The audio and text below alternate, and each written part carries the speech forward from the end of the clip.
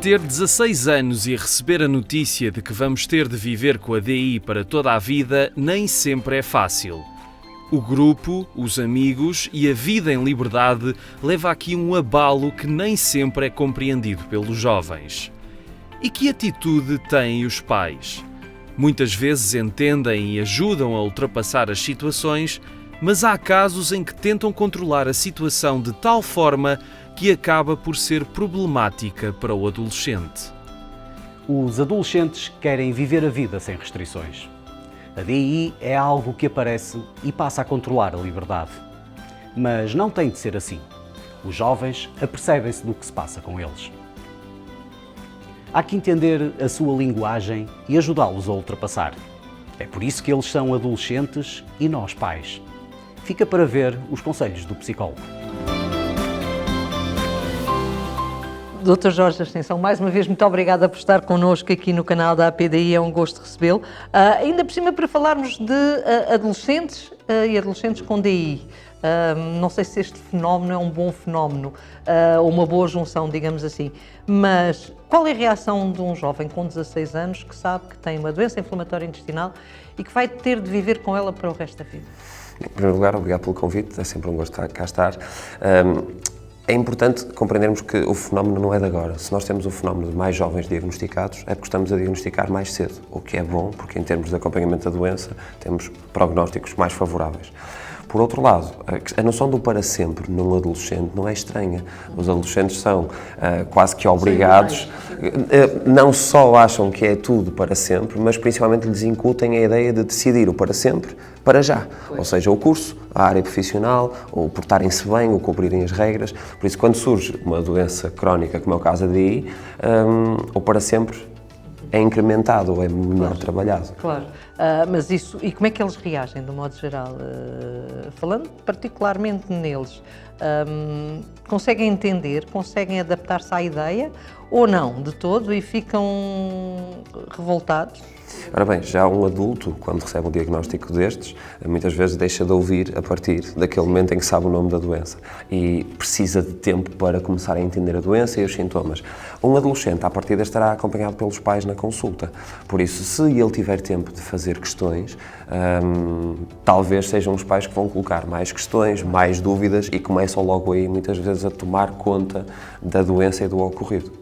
Portanto, o que me está a dizer é que o adolescente não é dono, digamos assim, da doença dele. Eu não gosto de generalizar, não digo que com todos aconteça isso, mas uma grande maioria das situações, o adolescente tem pouco controle sobre a sua doença, não porque queira, mas porque naturalmente os pais, que de si muitas vezes já são inseguros, ora, se surge uma doença destas incontrolável, que eles nem sequer sentem os próprios sintomas, naturalmente aí ficam perdidos de todo. Quem fica mais perdido então, não sei se posso dizer isto, mas quem fica mais perdido é o pai do que os filhos, ou seja, o filho reage melhor, o jovem que tem a doença inflamatória do intestino reage melhor se não tivesse interferências do exterior, reagiria melhor à sua doença do que o pai, que é confrontado com a doença do filho? Se calhar é mais fácil, como aquela analogia do terremoto, em que temos o epicentro na pessoa doente e depois quem está mais próximo também vai sentir as ondas de choque. Se calhar entendermos que, sim, o adolescente vai ter o impacto da doença de diagnóstico, mas os pais, como não têm os sintomas e como não os estão a sentir, não sabem o que o adolescente pensa, apenas estão muito inseguros acerca da forma como ele vai lidar com isso, então tentam de todas as formas e por aí sim terão também impacto, talvez diferente. Se calhar é mais correto pensarmos que será diferente dos filhos para os pais e eventualmente até entre os pais, entre o pai e a mãe. E isso é muito importante, se calhar a mãe aqui é o elo mais fraco no sentido de aceitar a doença do filho de uma forma normal. Não sei se podemos dizer isto também. Eu vou sempre fugir às generalizações, mas porque eventualmente vai aparecer aquele pai que eventualmente vai tomar mais conta da situação ou vai ser ele o mais inseguro e a mãe vai andar mais à vontade, em que esta à vontade não é deixar andar, é simplesmente esperar que as coisas aconteçam. Mas sim, muitas vezes aquilo que acontece com as mães, que naturalmente as mães têm sempre um avanço de 9 meses em relação aos pais, não é? Por isso sentem se calhar melhor por vezes as dores do filho ou da filha e naturalmente nisso vão querer ganhar controle sobre a situação o mais rapidamente possível. Podemos equacionar isto ou chamar chamar disto de superproteção, uma superproteção excessiva? Depende da negociação que é feita, ou seja, é óbvio que um diagnóstico destes vai obrigar a novas aprendizagens, vai obrigar a passar pelas crises. Da família toda. É isso, de todos, tanto do adolescente como dos pais. Cada um tem a sua própria percepção do que é uma doença crónica. Talvez até esse momento só tivessem conhecido vizinhos ou nas notícias. Hoje em dia já se fala muito mais de doença inflamatória intestinal, o que é uma vantagem, mas a reação de cada um vai culminar na forma como os três, se estivermos a falar apenas de pai, mãe e filho ou filha, ou mais, mas vai culminar na forma como eles vão gerir isto. Aí, por isso é que é tão importante a questão da comunicação. Não apenas a comunicação do que é que vai ser feito ou do que é que o adolescente tem que fazer, mesmo que ele não perceba muito bem o porquê, mas principalmente de negociar para onde vão, o que é que será importante, quais os medos do adolescente, quais os medos dos pais, que muitas vezes, quer dizer, ele já tem a doença e não vou estar agora a dizer que estou em pânico porque ele pode ter que fazer uma operação. Ou o pai dizer que tem algum colega do trabalho que já passou por não sei quantos tratamentos até atingir determinado sucesso.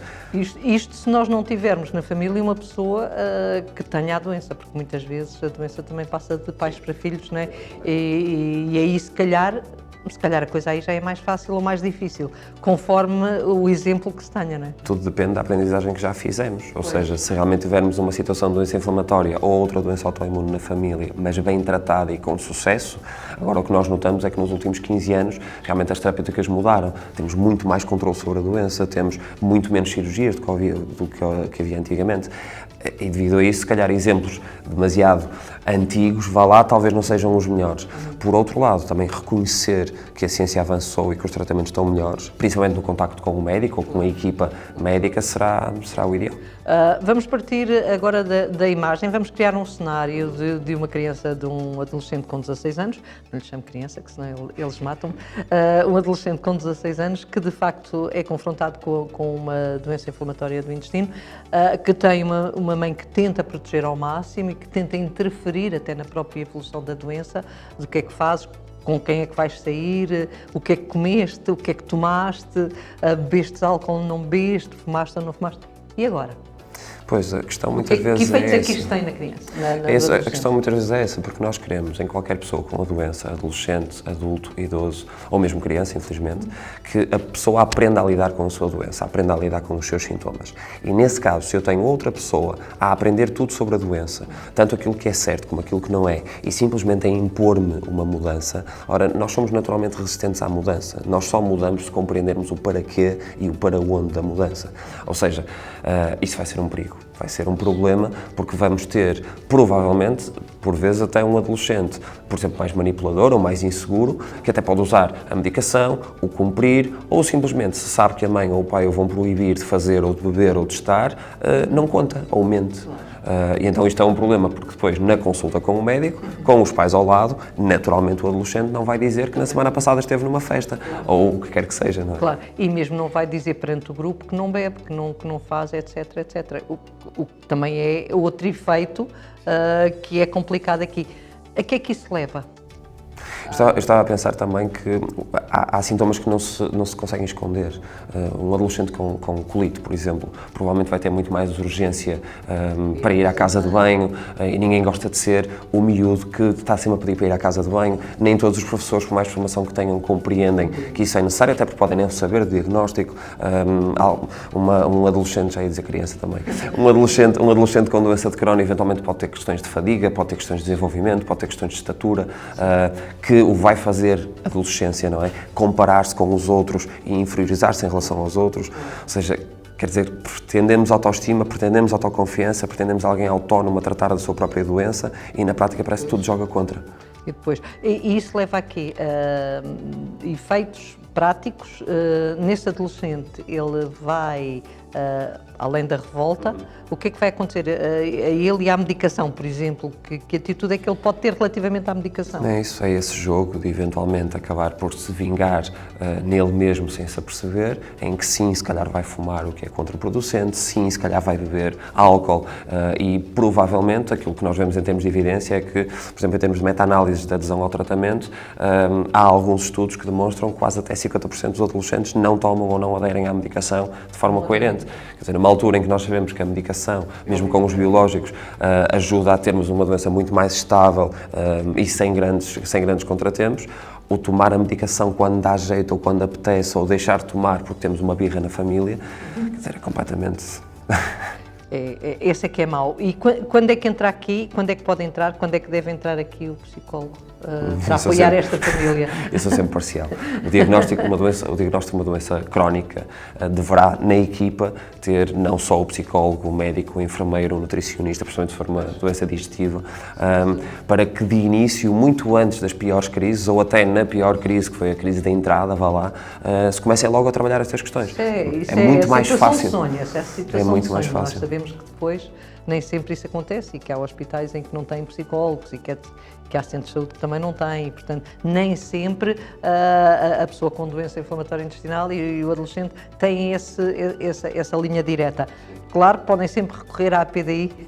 Sim, eu estava a pensar nisso. Nós em termos de números, no Serviço Nacional de Saúde, temos mesmo 1/4 do que seriam os psicólogos desejáveis. A Ordem dos Psicólogos há pouco tempo publicou uma análise disto. Temos cerca de 900, 1500, qualquer coisa que é longe do desejável, mas lá está, se não temos médicos também muito menos chegaremos aos psicólogos. Por outro lado, a procura de consultas na APDI mostra que, por um lado, temos resposta, mas a resposta não chega porque realmente são muitas pessoas que, ao saberem, ao perceberem, simplesmente ao deixarem este tabu de ir ao psicólogo, procuram e nós tentamos dar resposta a todos os casos. E quais são as questões que um adolescente, nestas circunstâncias, o tal adolescente de 16 anos, que tenha recebido, que questões é que ele coloca, principalmente, que dúvidas é que tem, que medos é que tem? Muitas vezes o problema começa em saber comunicar os medos e as dúvidas. Ou seja, eles estão tão habituados em estar na consulta com os pais calados, a ouvir as dúvidas dos pais e provavelmente na cabeça deles a imaginar o que será importante, que quando chegam à consulta com o psicólogo e por vezes eles entram com os pais e eu peço para dividir, ou seja, reservo uma consulta para os pais e outra para o utente, para a pessoa que tem ADI, e aí depois acabo por ser eu a partilhar um bocadinho com o adolescente e a deixá-lo à vontade para colocar as dúvidas que lhe apetecer. A atitude é diferente. Que por vezes, sim, porque baixamos as defesas. Ou seja, aquela ideia de lá vem mais um adulto dizer-me o que é que eu tenho que fazer ou vai-me tentar convencer a fazer aquilo que os pais já falaram com ele e se apercebe que não, que se calhar eu estou mais preocupado em saber como é que tem sido a vida, se ele tem namorado ou porque a vida corre para além da DI. Se acontece isso num adulto que está preocupado com o trabalho e que nem sempre tem tempo para discutir o corona ou a colite, a mesma coisa acontece com o adolescente que tem uma miúda gira na turma ou tem aquele rapaz que está interessado e que, quer dizer, para que é que vou falar da doença agora? É isso mesmo, muito interessante. Que mensagem é que podemos deixar primeiro para os pais, depois para os jovens? É importante que os pais compreendam que a doença não é deles, que tem todo o impacto neles, naturalmente, como a vida de qualquer filho tem em qualquer pai, mas que é muito importante que o filho ou a filha tenham tempo e tenham espaço para aprender acerca da sua doença e tenham espaço para colocar as suas dúvidas e os pais também tenham o mesmo espaço. E isto pode ser feito de forma partilhada, ou seja, pode realmente haver uma ou duas consultas com um médico que os pais estão presentes e que têm as suas dúvidas, mas, por exemplo, logo de início era muito interessante deixarem que o adolescente tivesse as suas dúvidas colocadas e em alguma altura da consulta acho que pudesse colocar, com ou sem os pais dentro da consulta. Muito obrigada. Penso que deixámos aqui muitas indicações que são ótimas para o futuro deste jovem de 16 anos. Obrigada. A adolescência é uma fase complicada da vida, mas de grande aprendizagem. Um diagnóstico de doença inflamatória do intestino pode retirar parte da beleza desta fase. Ajuda o teu filho a ultrapassar a situação. Não cries problemas desnecessários. Faz parte do crescimento do jovem aprender a gerir os seus desafios. E se precisares de ajuda para ti ou para o teu filho, a PDI está cá para isso.